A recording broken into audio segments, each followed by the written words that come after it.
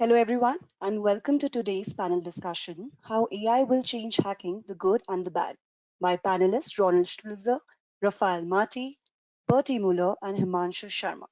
I'm Richa, and I'll be your host for the day. Before we get started, I'd like to go over a few house rules. For our attendees, the session will be in listen only mode and will last for an hour, out of which last 10 minutes will be dedicated to Q&A. If you have any questions during the webinar to organizers or panelists, please post it in the Q&A window. Also, if you face any audio video challenges, please check your internet connections or you may log out and log in again. An important announcement for certificate of attendance. Participants need to attend the complete webinar to qualify for the certificate of attendance. Participants should fill in the survey form in the attendees thank you email and answer the 3 questions based on the webinar, provided with the right answers within the same day. If these 2 criteria are met, then only the participants will receive the certificate of attendance within 5 to 7 working days after the event. Now, I would like to hand over the session to Ronald. Here you go. Hello, everybody, and thank you for joining us on this fantastic webinar. We are thrilled to have you here. We have a fantastic audience and, of course, fantastic panelists who will share with you some insights into where things are going with AI and cybersecurity and how AI will change hacking, the good and the bad. And really, this event is for you, our audience. I mean, we love talking to each other here as our panelists, but the reason why we are here is for you. So we encourage you to ask questions and be involved, and we will do our very best to make sure that we answer your questions and share with you the things that you're hoping to learn out of this session. The session's about an hour and a half long, and we will be spending about the first hour with the panelists. They'll introduce themselves and we'll get into some of the questions that we have already arranged amongst ourselves. And then the last half hour is really for you. So don't be shy, put in your questions and we will get through them as we can. Just by way of introduction, I'm Ron Schmelzer. I am a managing partner and principal analyst at Cognilytica. We are a research, advisory, and education firm focused on AI and machine learning. You can think of us as an analyst firm. We track the markets for various technologies and vendors that are producing technologies, as well as the end users, both in the private and the public sector, and how they are adopting AI and machine learning. And the various challenges they have there. As part of that, also, I write for Forbes and Tech Target, and I've written on the topic of AI and cyber and sort of the challenges, both the threats and the opportunities to use AI in the context of cyber. And as part of that, that's why I am facilitating this panel as moderator. But we have here our experts who will share with you their insights as to where we are and where we are heading. So I'm going to have the panelists introduce themselves. We're going to kind of go down here in the order of the slides you see here, and I'll have them introduce themselves, their role and organization, talk a little bit about their background and AI and cybersecurity, and kind of what they're involved in right now, as it were, as with that industry. So let's start right now with Raoul Marty, who will introduce himself, and then we'll go to Bennie and then Hemanshu. Awesome, thank you, Ron, and hello, everybody. Excited to be here. My name is Raoul Marty. I work at a company called ConnectWise. We are a platform for mostly MSPs or technology service providers. Think of it as if you have a bakery and someone provides all the IT services for them, that's our customers really. We're selling to these MSPs out there that help secure the small businesses of the world. And so we have about 30,000 partners that are our customers, and they are securing hundreds of thousands of customers or companies out there. What I do at ConnectWise is I run the security business, so all the different security products we have, the strategy, the investments, and so on. My background is in cybersecurity. I have spent the last, 2 decades in cybersecurity, always sort of on the intersection of data and security. So how do you leverage data to get insights, and how do you use that data to figure out where the bad things happening, where do you have to put resources, and what is actually even happening out there. I had the fortune of working at a number of very interesting companies back a number of years ago. One of them was ArcSight, which was one of the first SIM companies out there. And then I worked at a very small company in San Francisco. We were about 50 people, a small office in the city. That company is now a multi-billion-dollar analytics company. That company was Splunk. So I had the fortune to work there very early on as their chief security strategist, helping them really opening up the security market and figuring out how do we sell these data services into the security use cases, right? I had a couple of my own startups along the way after I was at Splunk, and then ended up working with a number of large organizations in a consulting fashion. I worked with Daimler Chrysler, for example, to help them building their security operations center. It was at a time when big data was really just at the advent and security was jumping on, and they're like, oh, what can we do with using all this big data technology to understand where we have to investigate threats, how do we prioritize all the data we're gathering, and how do we solve some of these security problems with that. After doing a lot of consulting that way, I went back to the corporate world, and I was working for Sophos for a couple of years running security analytics. And after that, right before I joined ConnectWise about 2 months ago, I worked at a company called ForcePoint, which is one of the larger security product providers, working mostly in the government and intelligence space and working with large organizations, solving really, really hard problems in the cyberspace. And that's where I ran a team of data scientists, and we actually mixed in a couple of other domain experts. We had a psychologist in there, we had some counter intel people in there. And our goal in the research team was trying to figure out how do we characterize humans to understand when they are turning against the company or when they're starting to become a threat. And that was all kinds of, that's why we had a psychologist on staff, trying to model and understand what are the different signs that we can look for, and what are the AI, in quote, approaches that we can use to impose a risk on these different individuals. So I'll leave it at that for now. I guess we can get more into some of the thinking of my thoughts on AI, but I'm looking forward to the conversation here. Thank you very much. And now, Bertie, yes.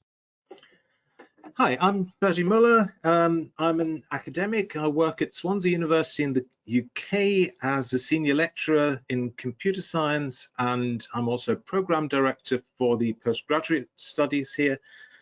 I'm chair of the world's oldest AI society. That's one of 2 UK AI societies that were initially kind of learned societies founded by academics and have now opened up to a larger audience. This society is called AISB, or the Society for the Study of Artificial Intelligence and Simulation of Behavior. My interests and my background, so background is mainly in kind of the mathematical side of computer science, formal methods. So I looked at using logics and mathematical methods to prove properties of systems, but some nearly 15 years ago, that kind of moved on towards a broad interest in AI, where I've tried to apply similar approaches specifically for AI systems. And AI here is not only meant as machine learning, but also the more traditional side of AI, rule-based systems, multi-agent systems, and applying various methods for this. Then more recently still, I moved into the direction of cybersecurity, especially out of the interest of how AI itself can be a new vulnerability in the landscape that we're facing, the technology landscape. So broadly speaking, my current research interests are in the overlap of, say, AI, cybersecurity, and formal methods, trying to find the best of these worlds and bringing those together with a firm background and motivation in technology ethics. So looking at privacy issues, looking at other ethical aspects of the implementation of AI, but also the application of various other technology. And in that kind of direction, my main interest is in building reliable, responsible, and resilient technology using these kind of technologies. The other thing, as an academic working at a university, I'm obviously interested in education and cybersecurity education in particular. And nearly 3 years ago now, we founded an MSc master's level degree in cybersecurity here at Swansea that's now NCSC accredited, and it's a pleasure to work together now with EC Council in these kind of educational areas as well. That's Excellent. me. Hemanshu, yes, please do introduce yourself and tell us what you've been working on. So, hi everyone, my name is Hemanshu, and I have been around in the security industry for about more than a decade now. And so my interest basically started with the bug bounty hunting. I have been in the world of bug bounty before even Google and Facebook had a bug bounty program. I have been reporting bugs to Google, Apple, Facebook. I've been actively also involved in reporting bugs to Uber as well and other companies. And from there, we started, I co-founded the company called Bugs Bounty in India. And we also have a product called Securathon, where we are basically claiming or dealing with red teaming on steroids, where a company or CISO or anybody, or maybe it might be an investor who comes up and says, you know what, these are my investments, I have invested in 5 different companies. Or a CISO might say, these are all my companies which I had, I'm a group CISO, and you have the authority, and basically my core or my treasure lies here. Can you guys come hack and see how how good are my defenses, or how secure is my data, or how secure are my investments? So doing that, we have been doing that for over 5 years now. We have had 100, I'm proud to say that we have a 100% success rate.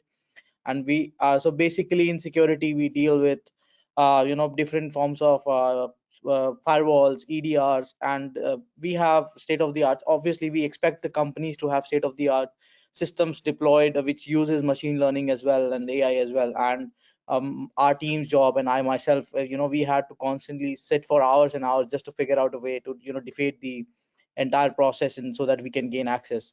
So I have been doing that for over the years. Apart from that, I've also written a couple of books on security. 2 of them are on Kali Linux. One of them is on red teaming, and they just turned out to be the best sellers, and they went best sellers on Amazon.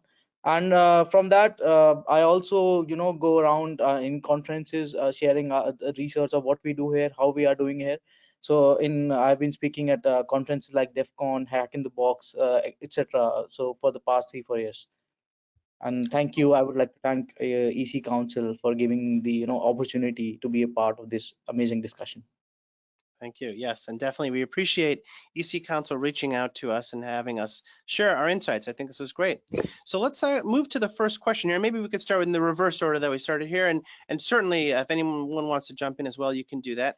But let's start with, as you know, artificial intelligence and machine learning certainly promise to be a very transformative technology.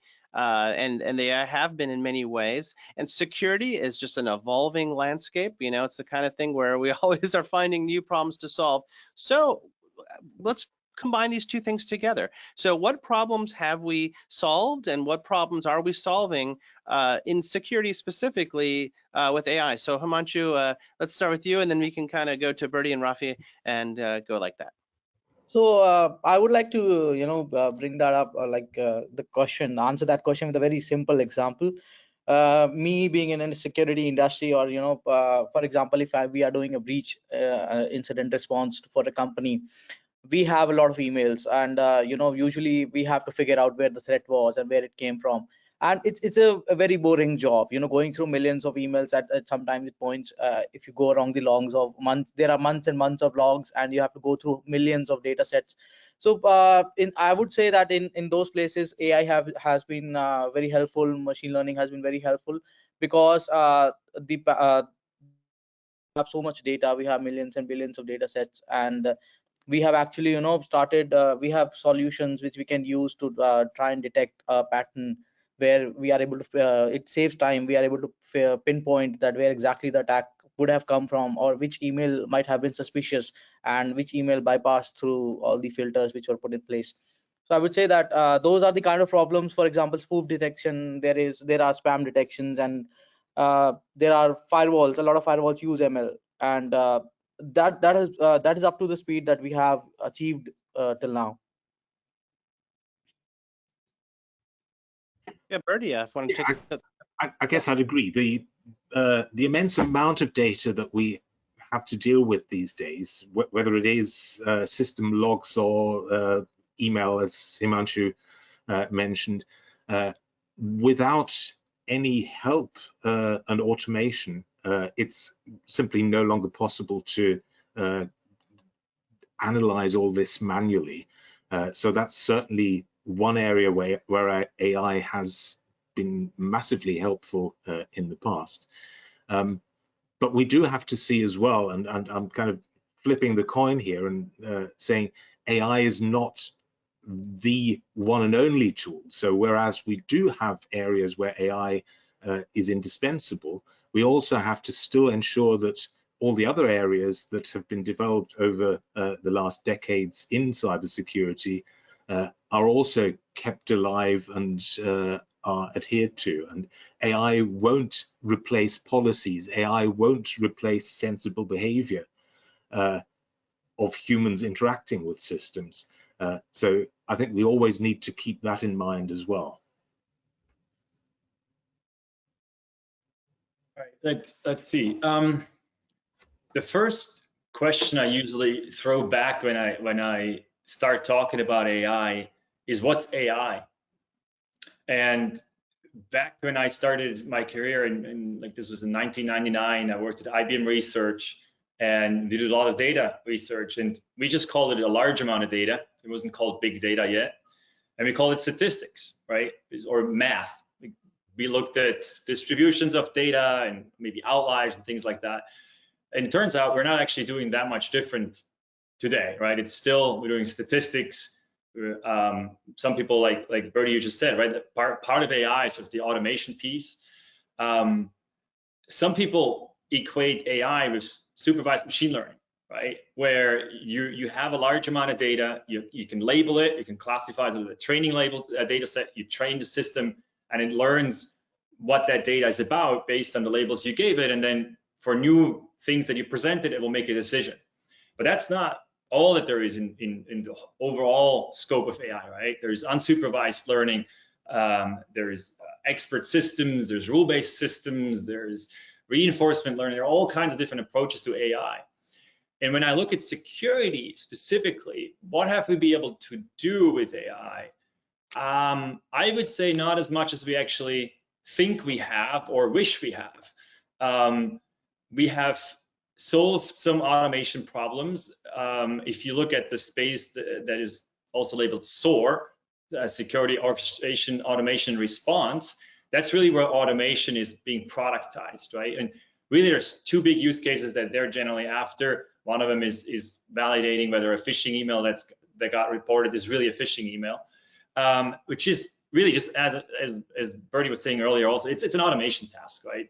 There's a bunch of things you have to go through to validate. It's pretty boring, but if you look overall in security, well, what are the other problems that we really have a good handle on? And what does it need to have a good handle on these problems? Again, mostly what we've been applying is supervised machine learning, and for that we need a lot of data. I mean, we need a lot of labeled data. Where do we have that? It's malware classification and malware identification, right? We have billions of binaries that we have classified, that we know this is good, this is bad, right? We can take winword.exe, we can say this is for sure good, right? We can get it from Microsoft, we get it signed, we know exactly how it looks. And then we have all the malware variants. There's a big exchange running where the big vendors all talk to each other, the exchange malware. They have a huge corpus of those binaries where we know these are bad. So we can throw all of that into machine learning systems, and there has been huge advances in the last years of deep learning that have gotten us to really, really good detection rate with these machine learning approaches. So malware identification and malware classification into types of malware, we're doing a really good job. I think that's where we are really successful. Similar in spam identification, right? Which is not necessarily a security problem itself. It's more of a nuisance if you want, but a lot of spam also has security implications. But it's the same thing here, right? We have a lot of data, we have a lot of labeled data because people actually also give feedback. If you have a Gmail account, If you say this is spam, it will learn from that, right? So we're doing really well. There's a few others that I would throw into that bucket. Maybe threat intelligence prioritization. If you have all kinds of threat intel coming in, IP addresses, domain names, and you need to prioritize how bad is this machine really, there's some interesting approaches that I've seen there. Same with vulnerability prioritization. I think similar, there's a few systems that are using machine learning, but most of the systems are deterministic rules, right? Experts encoded some kind of knowledge into a system at some point that said, if you see these characteristics of vulnerabilities, that makes them a higher priority that you should work on quicker. And guess what? The biggest challenge there is not, it's maybe the algorithm of how do you compute the risk exactly, but even more, it's having the right data available.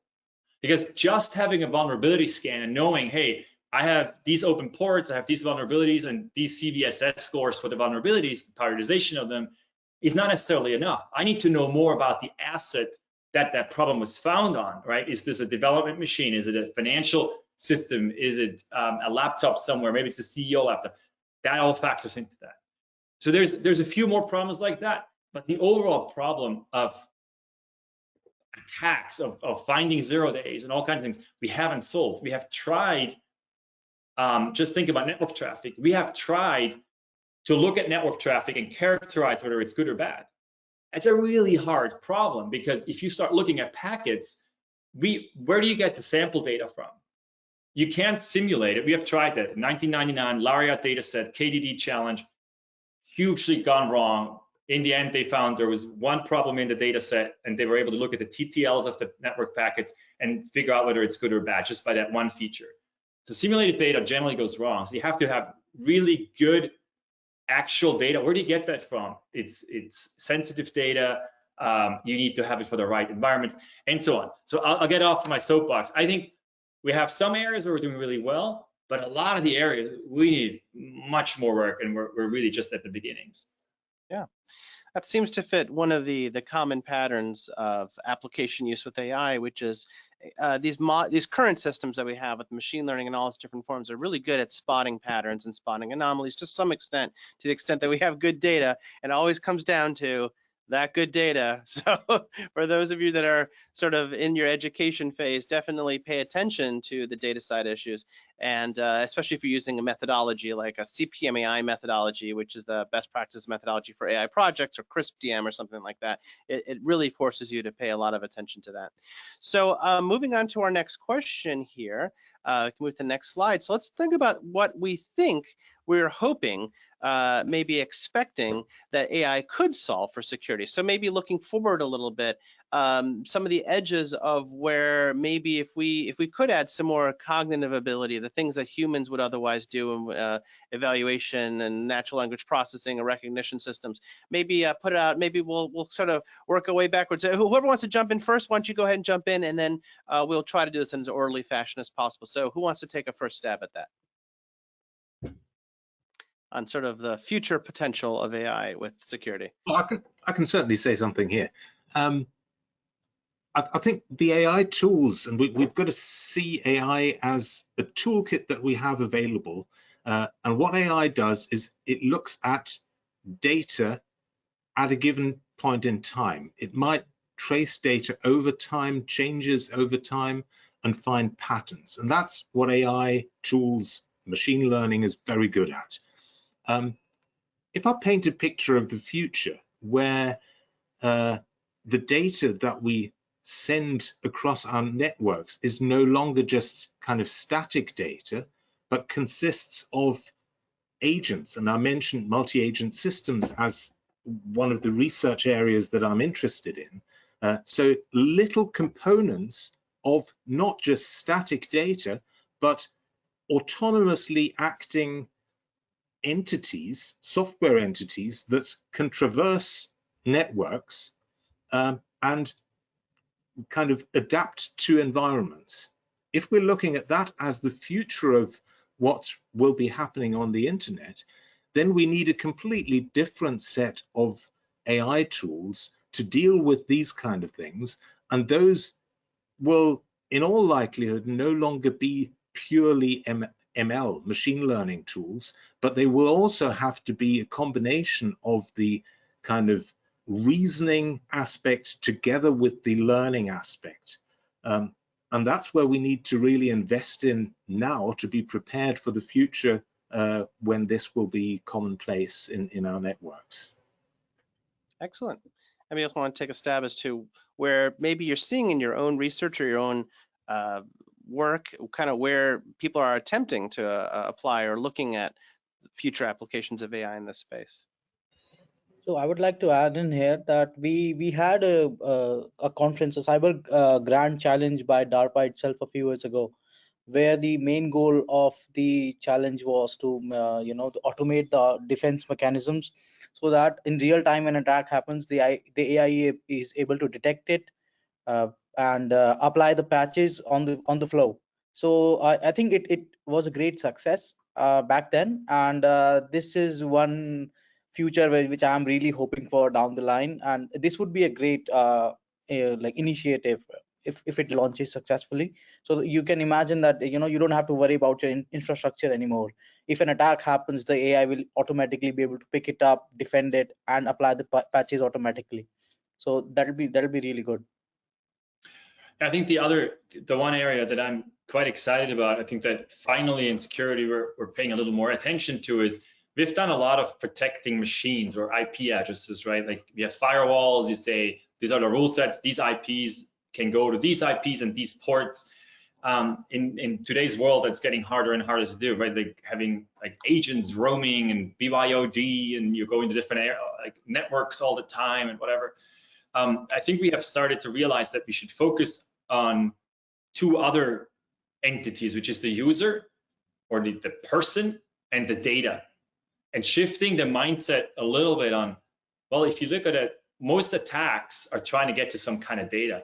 Either they want to steal IP, they want to leak it, whatever. It's often some kind of an exfiltration, or maybe they want to change the data, right? Like they want to change the integrity, they change some financial numbers or something like that in the data. It's often the data is sort of the core of the problem in the end. And figuring out, can we characterize that data in some way? How does the data flow? How does it behave? And then building a wall around that data. Zero trust is one of the concepts in the security space that's getting more and more attention, that has to do with that, where you bring in some of these components and understanding what's the risk that a certain action is posing, by looking at what is being accessed, what's the risk of that, and who's accessing it, right? And I think we've done, in my previous job, we've done a lot of work around that, as I mentioned a little earlier, trying to characterize the human also from really a human perspective. Like, what are their stressors? Why would they be malicious against the company? Specifically, if you look at spies or insiders, right? Like, what makes someone turn against the company? The challenge we had was mostly that we wouldn't get the right data, right? Like, in order to understand a person holistically, I need to know all kinds of things about you, right? I need to know if you have there's all kinds of models, like what kinds of stressors you have. Are you personally stressed? Are you financially stressed? Are you legally stressed, right? Like, if suddenly I'm in a lawsuit, I have financial trouble, I'm probably more likely to become a spy if I get recruited and turn against the company, right? So what are my internal motivations to do that? But to characterize that, we don't have to write data. It's really, really, really hard to gather that. And then we get into all kinds of conversations of ethics and should we collect that and Big Brother and whatnot. But I feel like there's something there around characterizing data and users. Excellent. That's really interesting insights, and you guys have brought up some topics which I'm sure some of our listeners here might be interested in following up further on, some of the DARPA challenge and things like that. So moving on to the next chair, let's think about the flip side, which is we talked about some of the possibility of what we could do and how AI could be helpful. But let's look at the other side. What are some of the dangers? It's sort of an open question here: dangers, risks, challenges of using AI in cyber. And who wants to jump in first on this one to talk about some of the downsides to the use of AI for cyber? So I think I would. So the biggest danger I see right now is that because the AI majorly which we are using is domain specific. For example, if there's an AI which is deployed for spam detection, let's say, for the easiest example. Now the thing is, the danger which I see here is over dependence. So you cannot rely fully on the AI right now. There has to be some sort of manual intervention or manual checks, and because you see that if you are totally dependent, or if your security of a organization or your network is totally dependent on something which is on AI, and you have no manual checks, there are chances, the risk of you getting compromised actually increases. So that is one big danger. Another one that I see, I gave a talk at Black Hat a few years ago where I talked about the dangers of algorithms. And it's very simple, right? You're a developer, you're building software. Let's say you're building security software, right? Firewalls, antivirus, something like that. And a very important component that's going to run on a lot of systems, has a lot of privileges to do things. And you want to do some machine learning or some AI. What do? Well, you go to the internet and you download a library. You use whatever algorithms that you find is suitable, and you start running it on your data set, and you get a result. It says, hey, look, here's the classifications. These things are good, these things are bad, based on however you ran the algorithm, right? Now, the challenge is that you don't necessarily know, or in most cases, the developer will not know what the algorithm just did, right? A lot of these developers, and I can't fault them, they're software developer, right? They're using libraries, they're calling functions to do a certain job. In this case, though, that's dangerous because you have to understand the statistics of the underneath algorithms to understand what can you even feed this thing, how do you have to set the parameters, and how do you interpret the result. And that is something that's being omitted and not even paid attention to. And we're starting to build in these algorithms into these systems that come up with answers that make decisions for us, right? To Hemanshu's point there, there's no supervision in the end. There's a decision being made, but we don't even know why. And I had some interesting examples in my talk where even just changing the parameters of the algorithm made the result being very different. And that's something that I see as a huge danger in the way we're building software today and using AI. Excellent.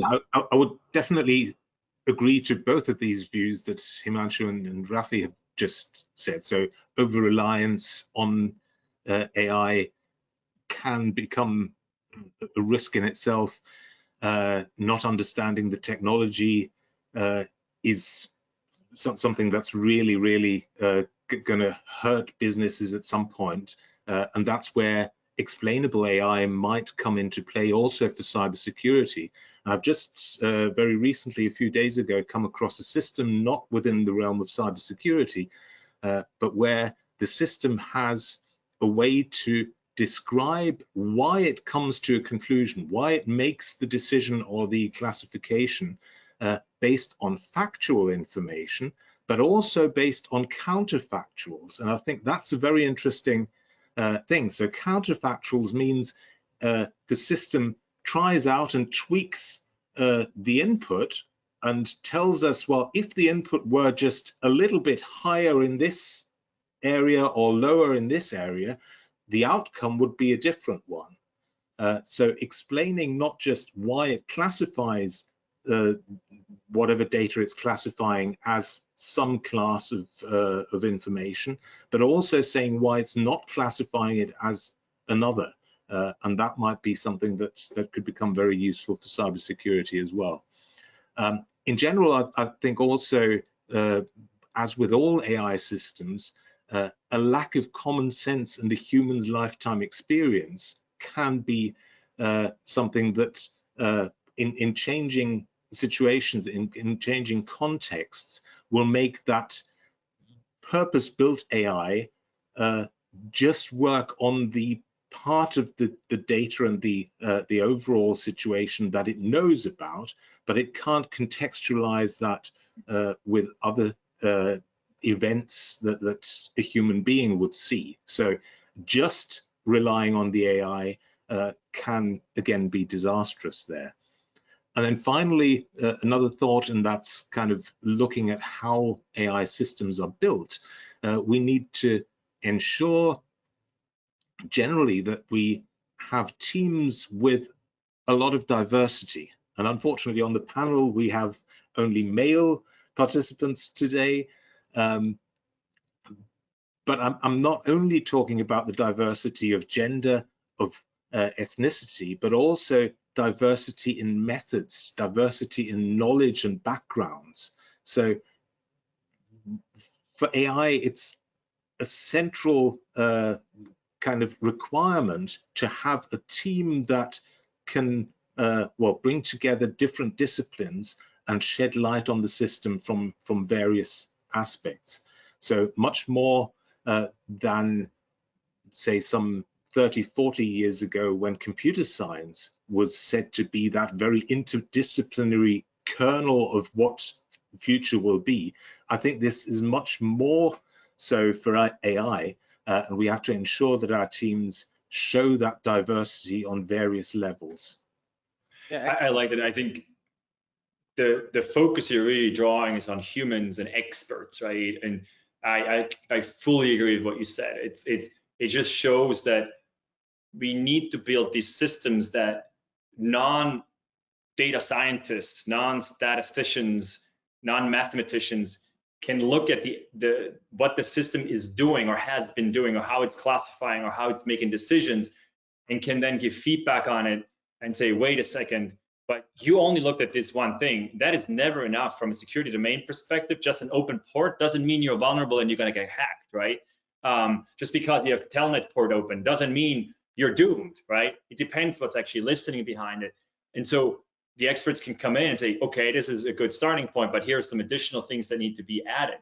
And I think the other piece that you mentioned, Bertie, was human bias, right? Like, we looking at these systems and or looking at a problem, and we have all these biases we carry around with us.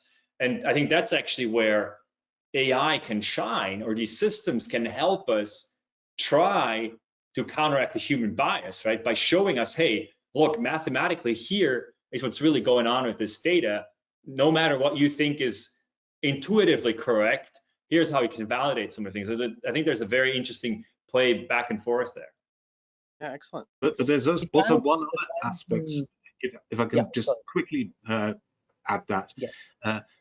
In many cases, the AIs we build try to kind of recreate the processes that we're used to as human beings. Now, that's not necessarily the best and ideal way AI could help us. So we need to have a shift of perspective there as well, and be open-minded as to how AI can help us best, not just simulating what we've known for decades and what we've been doing. So this discussion kind of reminds me of the Microsoft's bot, which was released a few years ago. I believe it was called Tay, and people within a few hours, the people started feeding it wrong data sets, and based on that, it completely changed the behavior of the AI. And so that is also an example of the danger of using AI and leaving it completely, without somebody to keep an eye on it. And it's defining those boundaries, right? Like, I think you're talking about the racist bot, right? It suddenly became racist. Yes, that's. And I think this comes back to, like, what can we do to these systems? It's like putting some boundaries in place, right? It's like, if you deploy an AI for security, you probably started in monitoring mode, and you don't enable it to block right away. If it's not a specific problem, now it's going to really solve this really well, right? So I think having some of these guardrails is going to be important. Excellent. So it's a great topic. We have a lot to say on the subject. The only thing I'd like to add is you have to protect your AI systems too. The data on which AI systems depend on, the machine learning models themselves, the deployment. There's been a lot of adversarial attacks on AI systems and compromises of AI systems, and people realizing that you could fool facial recognition systems and handwriting recognition systems with all sorts of even sometimes trivial hacks, wearing a QR code on your head, things like that. So it's interesting, hot area. This actually kind of leads into the next question, which is actually a little bit related, which is, can we trust? I mean, given that we have these downsides to the AI systems, we talked about some of the opportunities. I guess the open question, can we trust using AI? Is it even possible to have trustworthy AI systems in this area? Who wants to take a stab at that one? I know, Bertie, you have a lot to say on the issue of trustworthiness, or separate from the issue of explainability, right? Yeah, I guess explainability is one part of achieving trust in a system. The other thing that I mentioned in our pre-talk is kind of the regulatory aspect that we see in Europe at the moment, where the European Commission, European Union is trying to introduce legislation around AI systems and how they have to maintain a certain trustworthiness and accountability. So all these kind of things are a little bit vague when it comes to AI. But generally, I think the same holds for cybersecurity as for other areas and businesses and use of AI thereabouts. We need to just apply those, well, principles of designing responsible, reliable systems. And I think, well, in my research, I identified reliable as a main aspect. We've been working on that for many years with formal methods, with proofs of properties, as I mentioned before. So that's fairly advanced. Resilience is something that's come up a lot in cyber, and that's something that's also been looked at least for the last decade or a little bit longer. The responsible design of these systems, that's pretty much still in its infancy, and I think that's where we need to, well, focus on right now to make the systems trusted and trustworthy. Rafi or Hemanshu, want to talk a little more about the trustworthiness aspect? The question is, can we trust it? So you can say yes or no. But Absolutely. Absolutely. how Me can being in the domain for so long, I would never trust an AI for my security at all, because we ourselves have been in situations where we had to bypass a lot of ML based or behavioral based anti-malwares or malwares checks in place.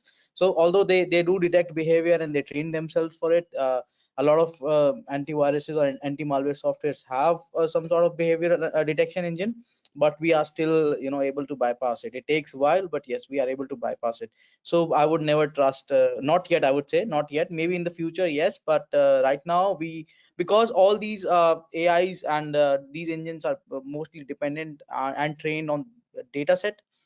So and again, the situation comes as the same as the previous question. If somebody poisons the entire data set, then you cannot trust the outcome of it at all. I hate giving this answer. It's the lawyer answer, right? It depends. I think we can trust certain parts, right? I think in Hemanshu's case, I agree, right? Like, do I trust that the EDR or AV or EPP software on my endpoint is 100% protecting me from all possible attacks? No. Do I trust it that it can do certain things? Yeah, of course, right? It's blocking a lot of stuff. It's most of the things that will attack me are probably going to be covered by it, right? So it depends a little bit on what the scope is. It also comes back to the discussion we had a little bit earlier, is how are these systems trained and built, right? Do we trust that we had the right data to train these systems? Do we trust the process of how these AIs are being built and deployed? The case of, say, malware identification, right, is, I think, pretty solid nowadays. It would take a lot for, and actually, I would love your opinion on this, Hemanshu. I think it would take a lot for an attacker to really poison the AI algorithm with enough samples that it would sway the detection in some negative way. Like, we have millions of good and bad samples, and sure, you can definitely insert stuff in there, but I have a hard time thinking that someone could really poison the way the security industry today does malware identification. Just that aspect of it. I'm not saying it's 100% in the end, but The same answer. So yes, it's difficult, but it's not impossible. We never know, somebody might still actually be able to do it. So although it's very, very difficult, even I agree with it, that because they have been doing it for years and years, and they have probably billions of samples they analyze, and based on that they have trained the AI, they have deployed the EDRs, and every day new samples are submitted to them, because every day new complex attacks are being done on different organizations, and these all these EDR companies, they collect samples from all these various deployments.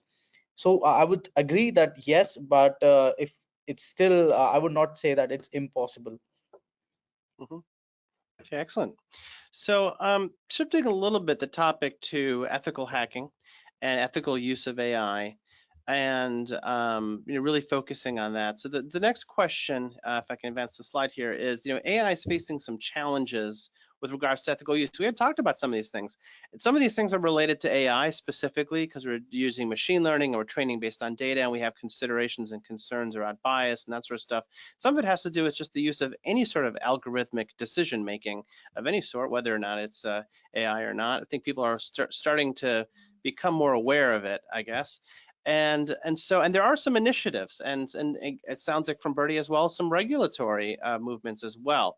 So the open question is, can ethical hacking live up to these standards? And I guess really this overlap of ethical hacking and AI, I think we're mixing a couple of questions here and one here, but take a stab at this ethical use of AI and also ethical hacking and the use of AI as it may overlap. You want to take a first stab at that? I guess one of the questions I would ask is where, and maybe to start with, where do we use AI for ethical hacking? Maybe that's a good starting point for addressing that one. Yeah, so anyone want to talk to that point of the use of AI for ethical hacking? I guess perhaps AI in red teaming, or AI may be used in sort of like this assistive, what's also often called augmented intelligence role, where it's sitting maybe side by side with a human who may be trying to do something and providing assistance in some way, sort of like the wizard approach, where you have this assistant sitting next to you. Has anybody seen that use that way, or potential use of it, or potential challenges in the use of AI in that augmented assisted way? So yeah, so we have come across a few examples or cases where people have actually tried to basically detect or simulate or basically detect vulnerabilities and try different attack vectors based on the website's response. So for example, taking a simple attack such as XSS, right? So we can eventually use AI or ML based on the historical data we can provide. The actual AI can try a payload, submit a payload, and then see the response. If there is a firewall in place, it will automatically see what is being locked and then try different types of evasion techniques to bypass it and then get the vulnerability or the payload to be actually executed. So that is one example of where ethical hacking, like I still think it's still a long way to go, where because there are so many different possibilities that sometimes the response can be, for example, 404 forbidden, or sometimes you can see the same response being reflected. So it will take a lot of time for actually a lot of data set to actually train it. And but yeah, that is one way where we can actually try to implement it for vulnerability detection, or I would say in red teaming as well. Because if you have similarly in the case of red teaming, when you try to attack a system or you try to bypass an EDR, obviously it's detecting our executables. So we can use ML or something to basically see how we can evade that. That's a long shot, but I think yes, that is one way which can be done as well. I see that in the future, in a few years, happening. And then I guess the next part to that is, where do we potentially stumble into ethical issues, right? I guess I'm not sure that the ethical issues are going to be AI specific. I think they're, in general, with ethical hacking, there's certain guidelines and standards you want to follow.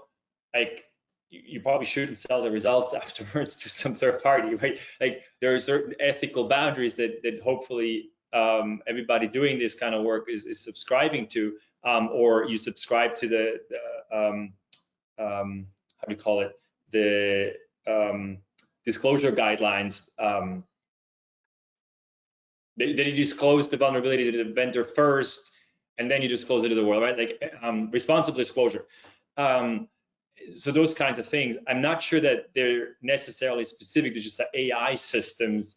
I think it's in general, as an ethical hacker, you have a certain code that you subscribe to, right? And you're trying not to bring systems down and impact, especially people's lives with that, for example. Okay, great. I think as long as we have human ethical hackers in the game, yes, that's true. But imagine in 5-10 years' time when AI might have evolved even further, and we have those kind of autonomous agents that do the ethical hacking that act on behalf of humans. Then we need to look at accountability issues. Then we need to ensure that they actually act according to the ethical guidelines that we want the human ethical hackers to follow, and that they can't be kind of well, kidnapped and the actual ethical hacker being held ransom. That's great. Well, that was actually something that we had put together at Cognilytica a while ago. We put together this ethical framework, which was itself just a combination or compilation of the various ethical frameworks that are out there on the various aspects that you have to concern yourself when you're using any sort of data-driven algorithmic decision-making system of any sort, especially the kind that we may use in an autonomous fashion. And fundamental to all that, of course, is human control and human agency. Also things like disclosure and consent. A lot of these things just do not happen. You may be interacting yourself with systems right now, and you may be interacting with an automated system. You have no idea that you have that. Do you have the right to consent? Do you have the right for disclosure? These are all things that we are working our way to try to understand more. And I encourage anybody, if you're interested, just go to the Cognilytica site. You can download it for free, the ethical framework, and you can see how that may apply to what you're doing. What you're interested in. So moving on here a little bit, let's talk a little bit about the challenges that are faced during training. So I think you had mentioned, Rafi had mentioned something about this when we were talking about the data that was necessary to train these systems, and maybe how applicable it is, maybe how applicable it isn't. But I don't know if anyone wants to dig a little bit deeper into this question that we have here on some of these challenges related to AI training for cyber. I think we brought up a number of issues already, right? There's bias issues in all kinds of places in the data itself. I think that's actually that is a really hard problem to solve, because often in the security space, we're building products. We go in a lab and we take some data we can find and we try to train the data on, or the systems on it, and then come up with some rules or some AI system that we deploy later. But who says that my lab has a similar setup to your environment where you're actually going to deploy these kinds of things? So what's the impact of taking that AI system out of the lab and putting it into the reality? How does it adapt itself? How does it learn there?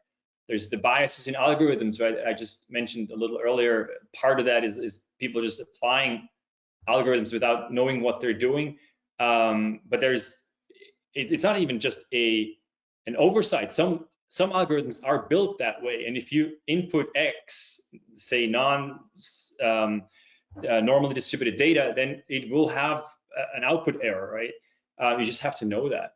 Those are a couple of the biases that we have to be really aware of.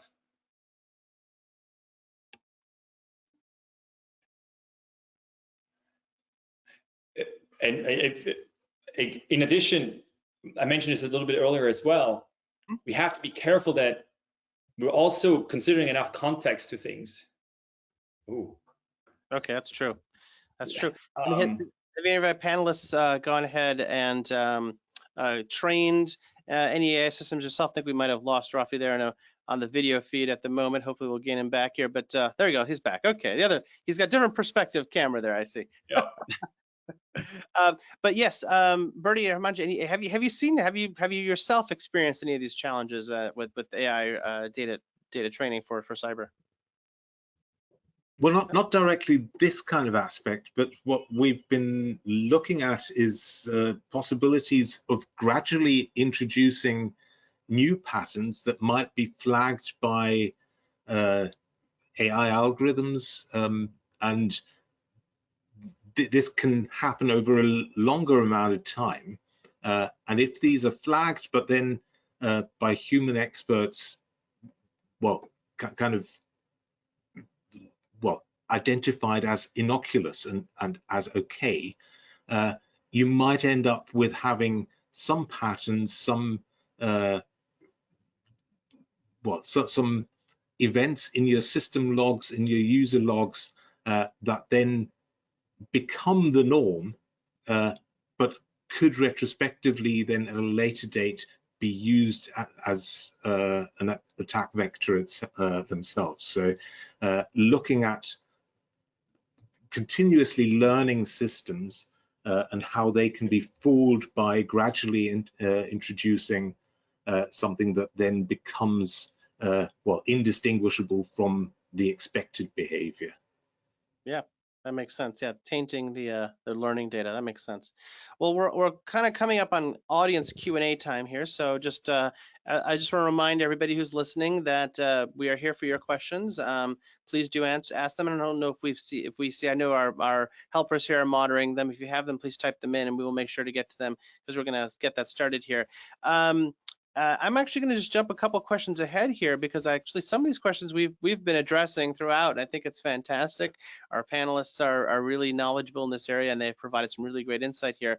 So I think we had already talked a little bit about AI identifying unknown threats. But we could actually just maybe quickly, if anybody wants to jump in on this next question here, that is, how can AI identify unknown threats and some building blocks to train AI? And if anybody has anything maybe specifically that we haven't already addressed, feel free to chime in because I have about two more questions for the panel after this. Anybody on that? So yeah, as mentioned, we did spend some time talking about this, and of course, the idea is that you need to have access to as good quality data as possible. It always comes down to the data, so you can't get around that. Especially these systems that are using data driven and they're learning from data, so that's very important to that. Our next question, also, I think so maybe go ahead, Rob. Yes. I guess a couple thoughts here. If you're an ethical hacker, you probably used fuzzing tools, right? In some way, that is a way of identifying unknown threats, right? And we can make those fuzzing tools more efficient in having it learn in some way what are the paths that are successful, right? So that's definitely one area that's being used quite a lot. And then probably also identifying vulnerable targets, right? If you're using just automated methods of trying to attack systems and seeing how they react, at some point you might get them down a path where they actually start reacting in a way that you can start exploiting. So I think both these examples are actually really examples of automation in the end, and maybe smart automation, like the fuzzer, right? You're guiding it into the right direction. Yeah, I think you can have something like an sort of marked levels where you can have some flags. So as per an attack happening, if an unknown threat comes, and if all the flags get triggered, from there the AI can pick up a pattern, like as to where this is coming from, where this is going, and where it might end up eventually.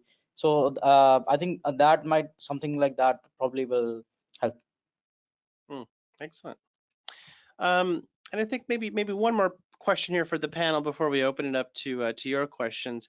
And I think maybe this last question about applying AI to both sides. So like the analogy that I always like to think of about AI in the hands of those who are trying to protect their systems and AI in the hands of those who are adversarial trying to attack those systems reminds me always of the old, the radar detectors and the police radar cameras, right? It's this sort of ongoing battle where you are trying to have police are trying to enforce the speed limit and they have their radar guns, and on the other side you have radar detectors that are trying to detect them. And at some point someone will say, okay, we just have to make radar detectors illegal because we're never going to win this battle. Because I think it was literally the same company selling tools to the same people, to opposite sides, that is.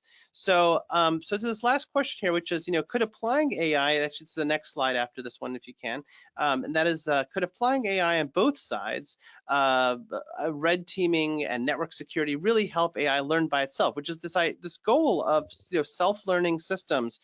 Some of what we've been seeing with things like DeepMind and maybe advanced advanced forms of reinforcement learning. Kind of where have we seen this sort of the extent to which AI systems can learn from itself over time? I think the CGC Grand Challenge by DARPA itself is the biggest example where they had AI on both sides. One AI was attacking the another, and the other was actually blocking the attacks, patching itself. And the first AI was again trying to make the attack more complex and evade those defenses. And then again, so this is the best example I can think of right now. And it happened back in 2016 or 17, I guess. It was a huge challenge by DARPA itself, where the people came up with a lot of good solutions and presented them on the stage. Okay. The other one is there's an entire product category called attack simulation tools that you can probably start leveraging to give feedback, right? Because these systems really, it's kind of like some of them are agent-based approaches where you deploy these agents and they're trying to communicate with each other and trying to communicate out and trying to just simulate certain attacks and see then what's the reaction of the security tools. So you can obviously use that feedback loop as a way to train systems on either side. What gets through? What can you like to build better attacks, and what gets through to make the better detections in the end. So there is I think so far the attack simulation tools haven't gone quite that far yet, but it's definitely the next stage there. Yeah, I remember Infection Monkey being one of them, right? The breach attack simulation you're talking about. I believe so. Yeah, there's a bunch of different companies. There's Attack IQ, and there's a number out there. Yeah. Yes. So one final thought maybe here, whereas I think it's definitely worthwhile having AIs kind of attack each other and learn from each other and thereby becoming better and better. Arguably, the kind of human creativity that a human attacker brings with themselves, that cannot be implemented as an AI. This would kind of lead towards the kind of general AI that, well, some people have a lot of fear about. Some people say it's never going to be possible. So I find myself more on the side of those researchers who say, well, there are certain capabilities that humans have that AIs will never achieve, and creativity is one of those. And without that true creativity, you can never rule out that a human attacker might come up with a completely different idea that an AI, as well as it may be trained, will simply not see as a possibility. Yeah, excellent Yeah, perspective. yes. And I think one of the interesting things in the ongoing discussion and debate about AI is really how far we can really take these systems. And we've been, as folks who have been looking at AI and machine learning and the whole range of what we've been trying to do with AI, symbolic systems, know that we've been trying to attempt to make machines intelligent since the very beginning of computing, right? You always seem to think that AI is sort of an evolution of computing, but actually computing is an evolution of AI. Interestingly enough, Alan Turing and Norbert Wiener and all those folks who had sort of evolved the idea of computing and cybernetics actually had also evolved the ideas of AI at basically the same time. So this has been one of those elusive goals, and maybe we'll see in the future. But this is a good way to think about that, and we're having a fantastic conversation. So. On that note, this is really now time for you. I know that our organizers here at EC Council, as we move into audience questions, have a poll that they want to push first. So I will let them push that poll, and then one of the EC Council team folks will get back on here and we will start going through your questions.